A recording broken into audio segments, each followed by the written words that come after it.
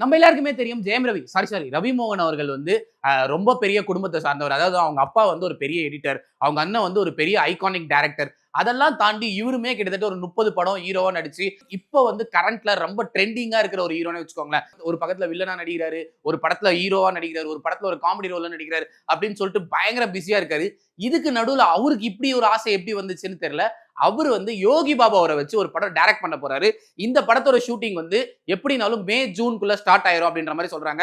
யோகி பாபா அவர்களுக்கு அந்த கதையும் சொல்லிட்டு அவருக்கும் அந்த கதை பிடிச்சிருக்கு. நம்ம எல்லாருக்குமே ஒரு விஷயம் மட்டும் புரிய மாட்டேங்குது. இப்ப தனுஷ் அவர்களை பார்த்தா அவரும் திடீர்னு டைரக்ட் பண்றாரு, ஜெயம் ரவி அவர்களை பார்த்தா டைரக்ட் பண்றாங்க. இவங்களுக்கு எல்லாம் எங்கப்பா நேரம் கிடைக்குது? ஏன்னா ஒரு படத்தை நடிச்சு முடிக்கிறதுக்கே இவங்களுக்கு டைம் பத்தாது. பட் அதுக்கு நடுவுல இவங்க ஸ்கிரிப்ட் எழுதி அதை ஒரு இன்னொரு ஹீரோ கிட்ட அப்ரோச் பண்ணி டைரக்ட் எல்லாம் பண்றாங்க. இதெல்லாம் ரொம்ப பாசிட்டிவா எடுத்துக்க வேண்டிய விஷயம். சோ ஜெயம் ரவி யோகி பாபு காம்பினேஷன் எப்படி இருக்கும் ஸ்கிரீன்ல? ஏன்னா அவங்க ரெண்டு பேரும் எந்த படத்துல சேர்ந்து நடிச்சாலும் அந்த படத்தோட காமெடிஸ் எல்லாம் பயங்கர அல்டிமேட்டா இருக்கும். சோ இது காமெடி படமா இல்ல சூரி மாதிரி வந்து அவரையும் வந்து ஒரு ஹீரோ மாதிரி காமிக்க போறாரா அப்படின்றதெல்லாம் நான் ரொம்ப ஈகரா வெயிட் பண்ணிட்டு இருக்கேன்.